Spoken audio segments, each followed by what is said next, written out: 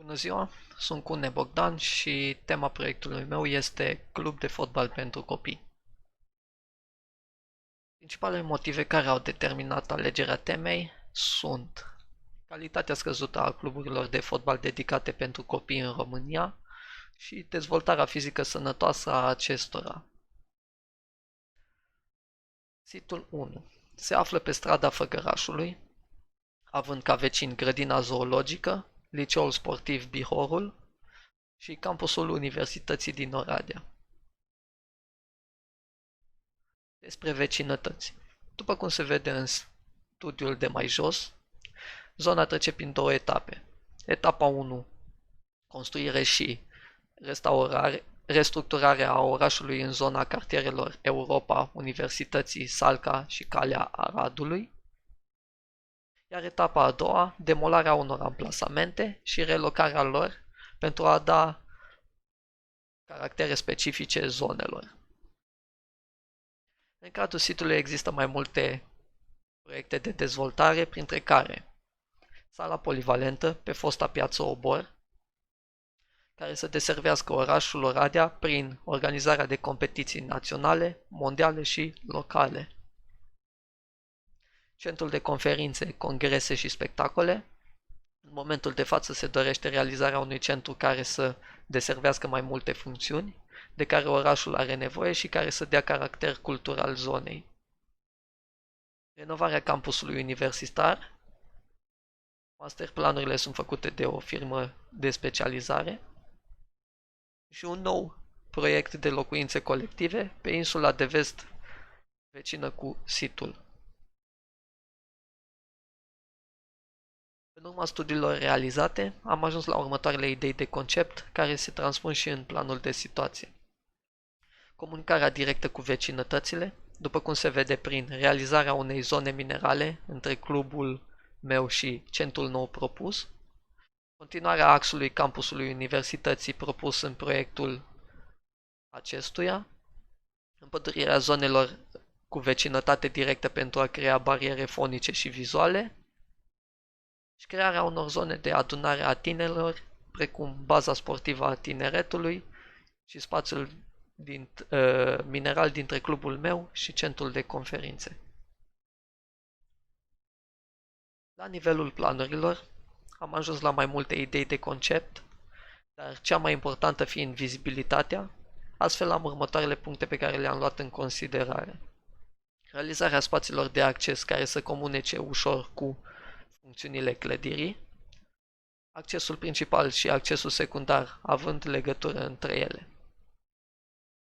Spații cu vizibilitate mare, crearea unei cafenele cu vizibilitate directă în sală pentru ca părinții să asiste la antrenamente, zona de punct info să fie poziționată astfel încât spațiile să fie ușor supravegheate, pasarela care străbate întreaga clădire, spații pe verticală care să permită vizibilitatea întregului volum.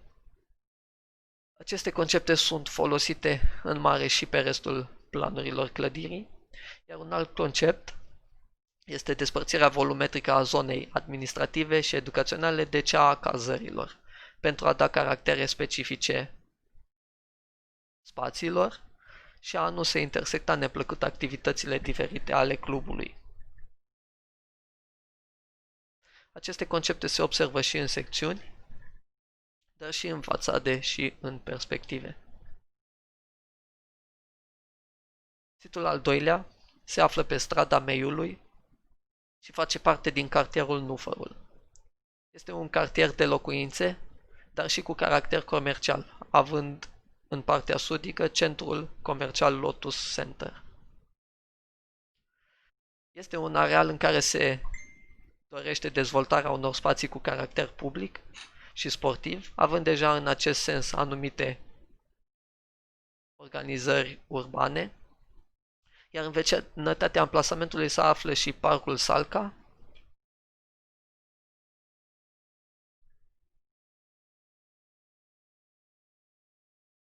fost Rozelor, iar în nordul acestuia trece râul Peța. Despre vecinătăți. După cum se vede în studiul de mai jos realizat pe o perioadă de 16 ani, acesta fiind în 2019, acesta fiind în 2003. Zona nu suferă schimbări majore în ceea ce privește țesutul urban, însă apar diferențe la o scară mai mică. Apare Parcul Rozelor, care mai târziu este redenumit Parcul Salca și regândit, și strada Meiului, stradă care formează axă de trecere prin centrul parcului, împărțindu-l în două zone distincte. În cadrul vecinătăților există în momentul de față mai multe proiecte de dezvoltare, printre care Parcul Salca, care are scopul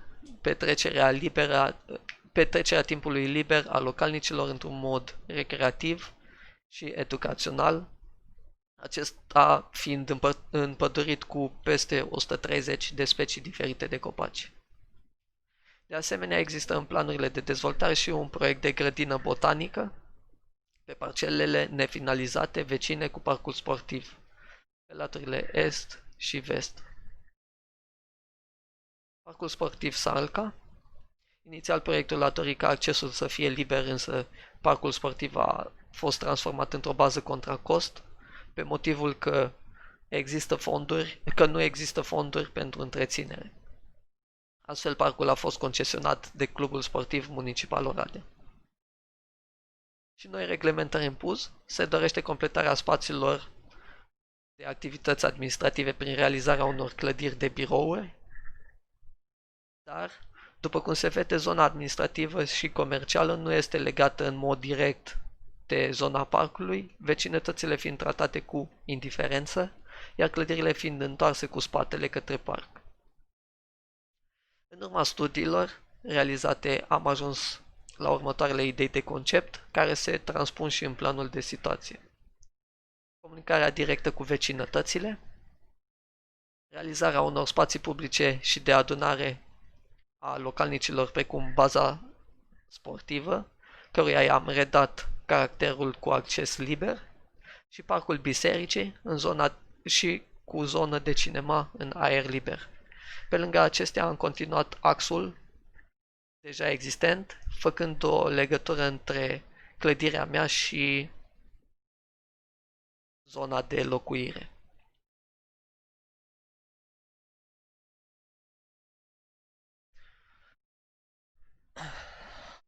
La nivelul planurilor am ajuns la mai multe idei de concept, dar cea mai importantă fiind vizibilitatea, precum la proiectul precedent.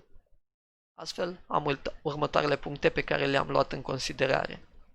Realizarea spațiilor de acces care să comunice ușor cu funcțiunile clădirilor, aici și aici. Accesul principal și accesul secundar să aibă legătură între ele. Spații de vizibilitate mare.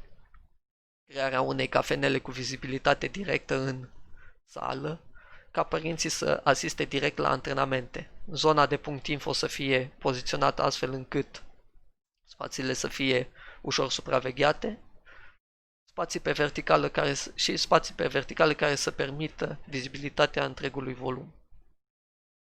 Aceste concepte sunt folosite în mare și pe restul planurilor clădirii, iar un alt concept a fost despărțirea zonei administrative și educaționale de cea a cazărilor, pentru a da caracter specific spațiilor și a nu se intersecta neplăcut activitățile diferite ale clubului.